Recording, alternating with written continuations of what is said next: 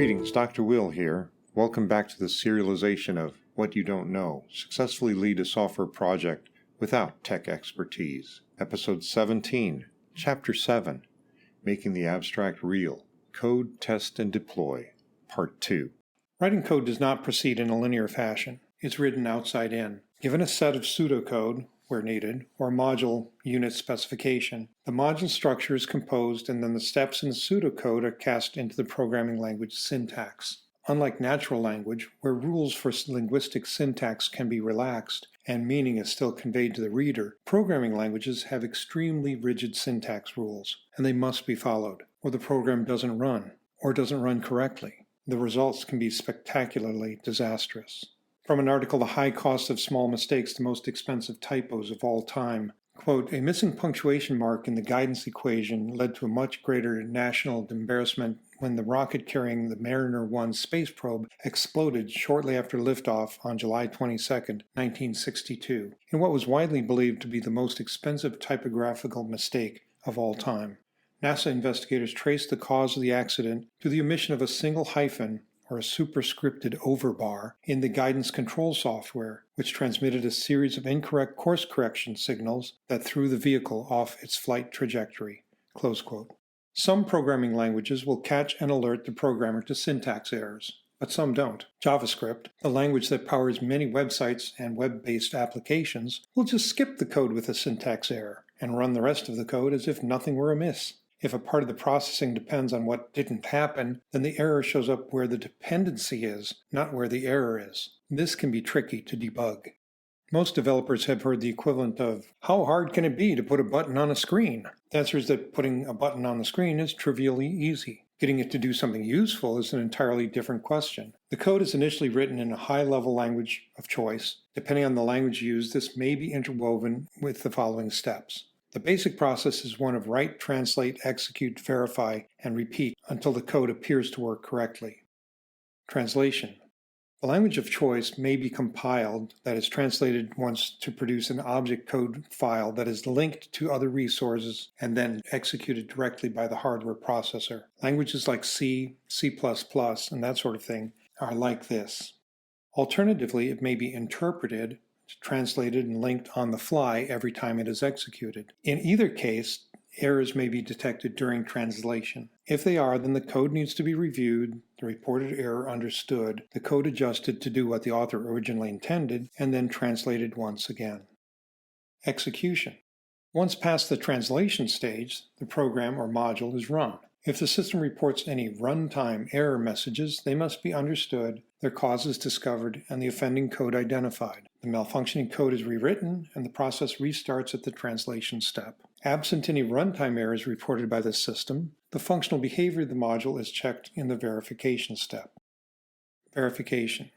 Once the code runs without any reported runtime errors, the unit and integration tests, described below and in Chapter 10, are run to confirm that the module's output matches the expected output for a specific set of inputs. If the actual output does not match the expected outputs, then the code needs to be inspected to discover the cause, and the offending code is identified. The malfunctioning code is rewritten, and the process restarts at the translation step.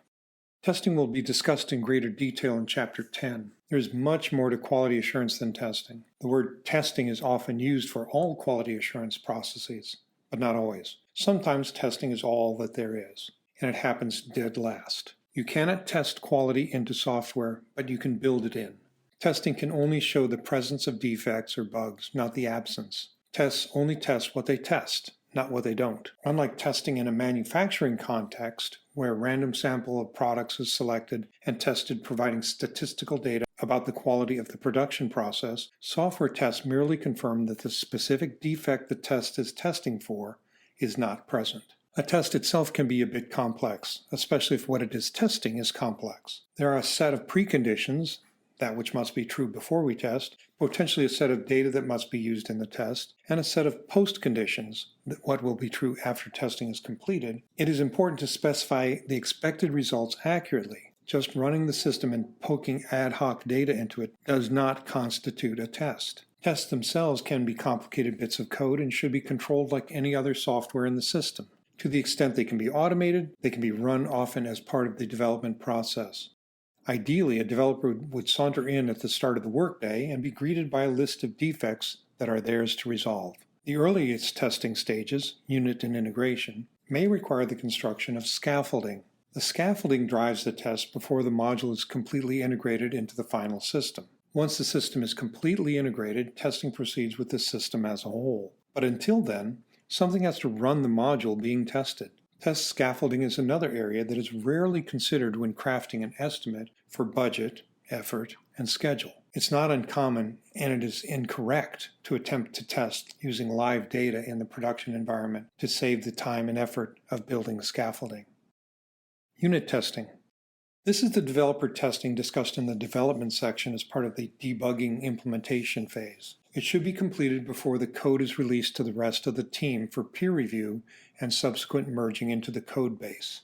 The purpose is to validate for the developer that the module does what it was specified to do without any apparent side effects. Example test cases would include: does each requirement that applies to this module have its own test case? Has each line of the code been tested with at least one test case? Have all the simple boundaries been tested? Minimum, maximum, off by one. Compatibility with old data, old hardware, old versions of the operating system. How are those working? That ends Chapter 7, Making the Abstract Real, Code, Test, and Deploy, Part 2. Join us next time for Episode 18, Part 3 of Chapter 7. That's it for me, for you for now. Be careful out there. Bye.